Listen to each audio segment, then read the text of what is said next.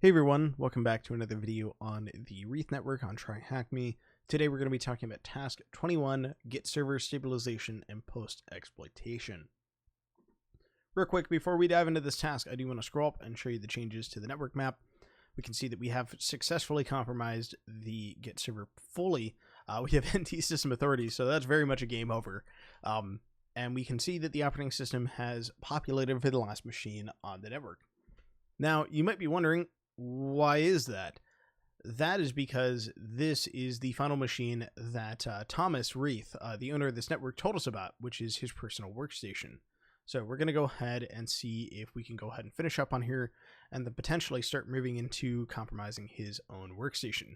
As a casual reminder, you should probably check and see how much time is left on your network because it's probably about to fall asleep. It certainly was about to for me. In the last task, we got remote command execution running with the highest permissions possible on a local Windows machine, which means that we do not need to escalate privileges on this target. In the upcoming tasks, we will be looking at the second teaching point of this network, the command and control framework empire. Before we do that though, let's consolidate our position a little. From the enumeration we did on this target, we know that the ports 3389 and 5985 are open. This means that that using an account with the correct privileges, we should be able to obtain either a GUI through RDP with port 3389 or a stable CLI shell using WinRM. There we go. With port 5985. I knew that was something with Windows remote management. I could not think of that when I was recording that video. Specifically, we need a user account as opposed to the service account we're currently using. You can't log in with a service account, usually. At least you shouldn't be able to. With the remote desktop users group for RDP or the remote management users group for WinRM. A user in the administrators group trumps the RDP group, and the original administrator account can access either at will. We already have the ultimate access, so let's create such an account. Choose a unique username here, so your TryHackMe username will do. I'm going to go ahead and just make one named Dark. And obviously pick a password which you don't use anywhere else. First, we create the account itself. So net, user, and then I'm going to name mine Dark. And then my password is going to be, let's see, Dark is awesome, please subscribe. That is a long password. That's actually a really good password. And we'll name, please subscribe 12. I'm going to write that down because otherwise I'm going to forget this. This is also another thing that you want to note because adding a user is potentially super bad, especially if this password is really weak. You should put that down with your pen test notes because that's something that you will either have to clean up or you need to let your whoever's running that environment or the business that you are compromising or pen testing will need to clean up after the fact. As I write down my very long password. In all fairness, this is a great password, and I definitely would recommend using a nice long password like that. Don't forget the /add at the end. There is a space here between my password and /add.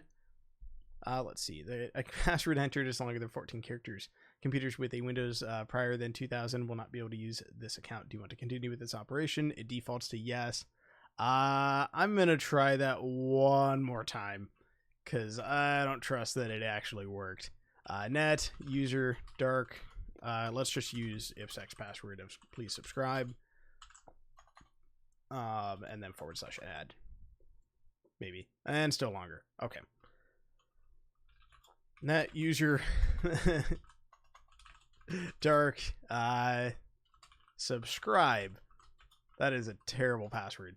Okay, now it worked. Unless you see this command completed successfully, do not assume that this works. It looks like it's not because this is not a fully interactive shell. It's not super happy with us, so please don't use the same password as me, especially if other people are doing this network. They might describe to or decide to check and see if you're using the same password as me. All right, so we made the account ourselves after a few snafus with the passwords. Next, we add our newly created account in the administrators and remote desktop users groups. Don't mind if I do. Let's go ahead and net local group administrators dark/add net local group and then remote management users, and then dark, and then add. Make sure you replace that with that username and don't just type dark, because that probably will not work unless you made an account called dark, and I'm flattered. But please don't use the same password as me, at least. And here we can see that command has been completed for this example. So net users dark, and we can see that I'm in the administrators group and the remote management users group. We can now use this account to get stable access to the box. Let me go ahead. Ramina, I don't know if I have that installed on this machine. Close that. Apt install Ramina. So you'll probably need to do this if you are working with a fresh Kali install. This is the remote desktop utility that I really like using. It's very, very nice. And we can just launch it up here. So we want RDP 10.200. I don't care about the news. 10.200, 72, 150. And yes, we do want to accept the certificate. We are dark, and subscribe with an exclamation point at the end. I don't want to save the password, and I wrote it down. And there we go. Neat. So now we're able to log in. Pretty cool. I'll minimize that bit, and we'll put that over on the side. As mentioned previously, we could use either RDP or WinRM for this.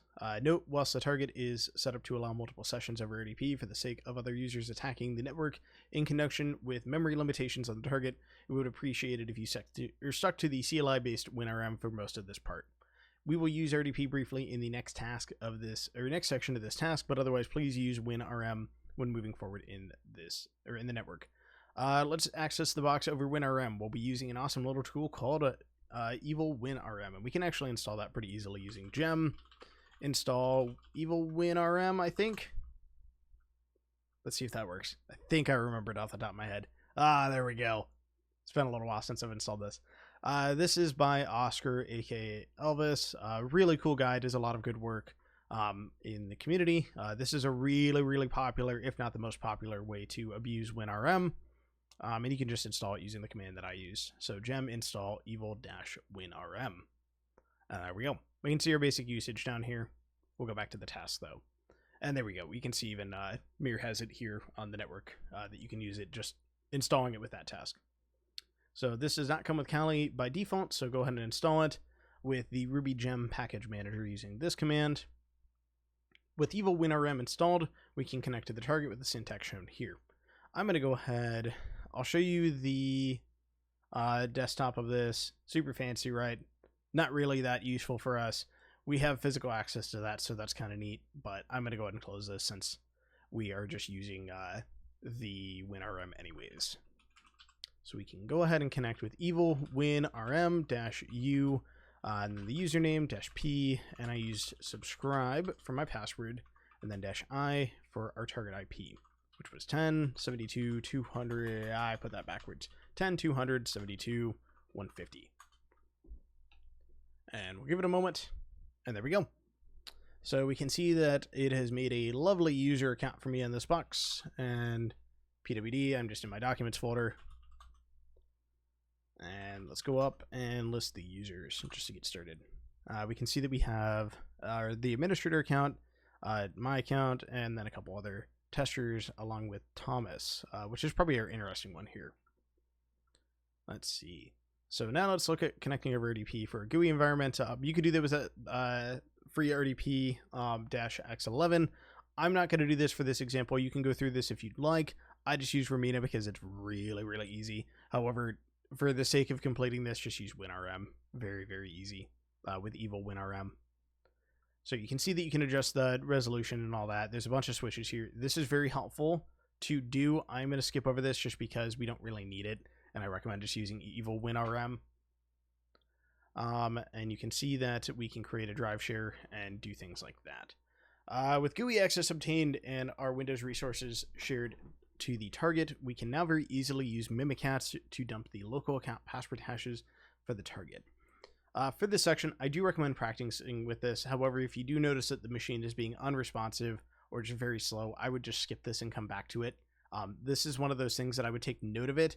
as it is an optional section to gain GUI access here and do it as extra credit once you've finished the lab.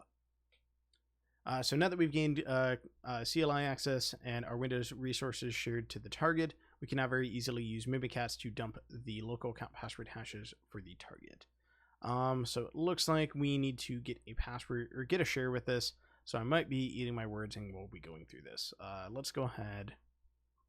Yeah, let's go ahead. I'm going to pretend that I'm going through this. So if this is you coming back to it, welcome back. We're going to go ahead and go to my first tab here. Actually close that. So I did Control C and then Y. We can do sudo apt install free rdp2-x11, and we'll get GUI access via this. As mentioned, xFreeRDP is an incredibly versatile tool with a vast number of options available. These range from routing audio and USB connections to the target through to pass the hash attacks over RDP. The most basic syntax for connecting is as follows. So we have xFreeRDP, -v for the IP, -u for the username, and then -p, as you might have guessed, for the password. And we can see an example of that below. Note that, as this is a command line tool, passwords containing special characters must be enclosed in quotes. Which, in my case, I'm going to have to enclose it in quotes because I have an exclamation point, and I don't know if it's going to be happy about that. When authentication has successfully taken place, a new window will open giving GUI access to the target. We can see that example here. It's just kind of cut off for me. That being said, we can do a lot more with xFreeRDP. These switches are particularly useful. So dynamic resolution allows us to resize our window, which I'll go ahead and do. Size, if we want to specify the size of the window and don't want to use dynamic resolution. Plus clipboard gives you clipboard support. And then /drive. Local directory or share name creates a shared drive between the attacking machine and the target. This switch is insanely useful as it allows us to very easily use our toolkit on the remote target and save any outputs back directly to our own hard drive. In essence, this means we never actually have to create any files on the target. For example, to share the current directory on the target or in a share called share, you could use drive :period, and then we're just going to name it share with the period referencing the current directory. When creating a shared drive, this can be accessed either from the command line as //ts client or through File Explorer under this PC. And we can see that it's shared down here under the drives. Note that the name of the share will change according to what you selected in the /drive switch. And you can see it's just called share here. I'm going to name this share -dark to make it even easier. A useful directory to share is the USR share Windows resources directory on Kali. This shares most of the Windows tools stockpiled on Kali, including Mimikatz, which will be used next. This would make the full command. So we'll go ahead and type this xFreeRDP -v, and then the IP is going to be 10.272.150-u, and our username is dark in this case, -p, and then my password was subscribe,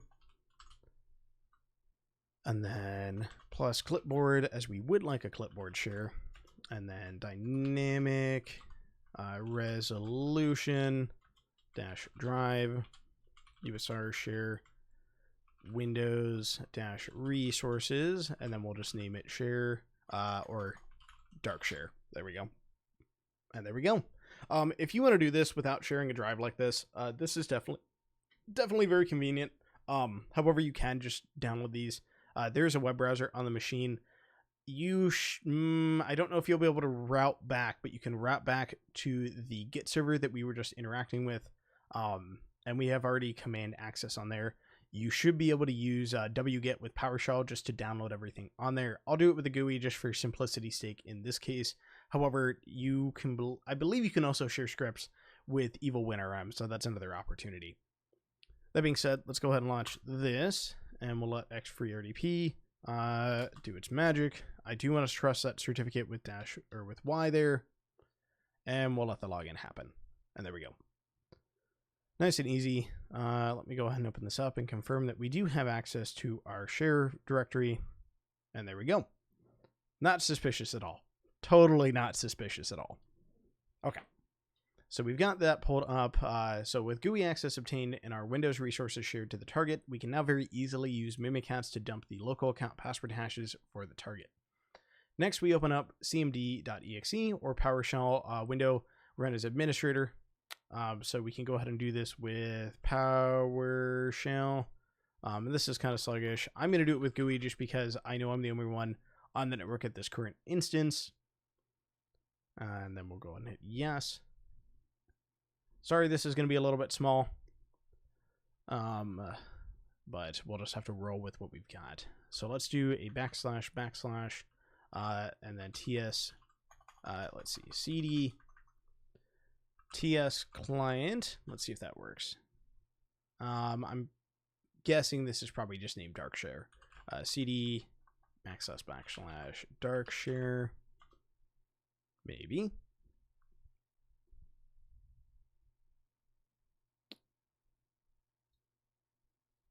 Let's see. New. Okay, give me just a moment. We're going to go ahead and play around with this, and I will be right back.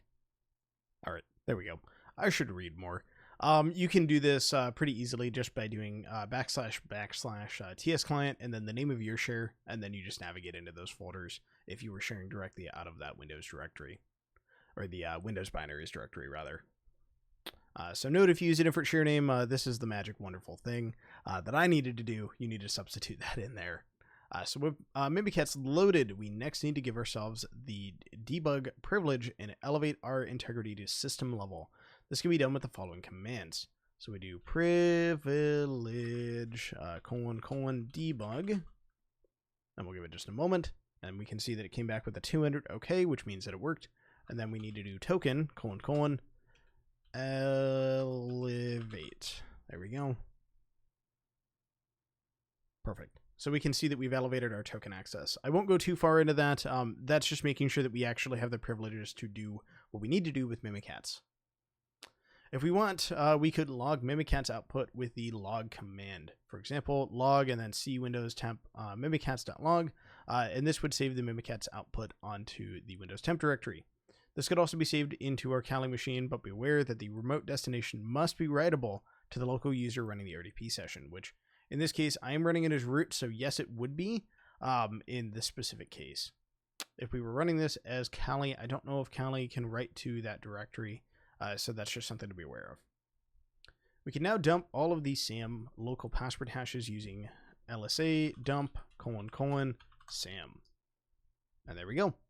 Wonderful.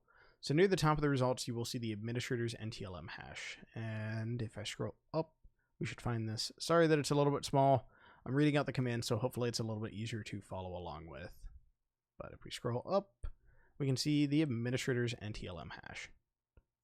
Go and right-click that to copy it, and jackpot. Create an administrator, or create an account on the target, assign it to the administrators and remote management users groups. We've gone ahead and already done that. Authenticate with WinRM. We've gone ahead and done that as well, so nice and easy. WinRM also would have given us the command line access that we could have just done X-Free RDP, had it running, and also used WinRM to access the share that we've mounted. And then authenticate with RDP, sharing a local copy of Mimikatz, then dump the password hashes for the users in the system. What is the administrator's password hash? We can go ahead and paste that.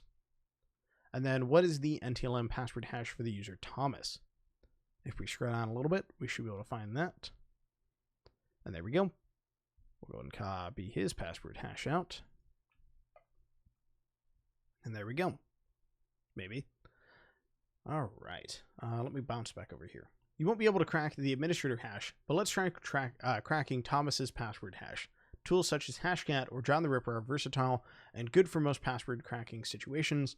However, the unsalted NTLM password hash we have in our possession can be cracked using a much simpler method. Sites such as CrackStation, which I'm going to go ahead and open up over here, and I'll close a couple tabs. Don't know if we need his website anymore. Perform password lookups. In other words, they store a huge database of password and hash combinations, meaning that they can take a hash and instantaneously look it up, or instantly look it up, the already cracked password. Let's use CrackStation to break Thomas's hash. So this, we can copy his password hash here, and then we'll paste it in. I'll make this a little bit bigger. There we go. Bridges. I think I might just be a robot on this one. There we go. And then we'll go and crack that hash, and we can see that his password is I love Ruby. What is Thomas's password? I, and then love Ruby. There we go. In the real world, this would be enough to obtain stable access. However, in our current environment, the new account will be deleted if the network is reset. So if people vote to reset it, your account will go bye-bye. For this reason, you are encouraged to use the evil WinRM built-in pass the hash technique using the administrator hash we loaded. So this gives you a nice little backup save point. Just make sure you note this down with that administrator hash that you can use that to authenticate to this machine if the need arises and you need to take a breather here. To use this, we use the -H switch instead of the -P or lowercase p switch we used before. And you can see that right down here with that example. So -U administrator -H and then the admin hash and then the IP. And there we go. We can see that we can authenticate as the administrator in that way if we'd like. That's going to do it for the Get Server section. In the next video, we're going to go ahead and go into task 22, where we start breaking down command and control on this network. Very fun. Until then, if you have any questions, feel free to join the TryHackMe Discord or ask in the subreddit. But until then, otherwise, happy hacking.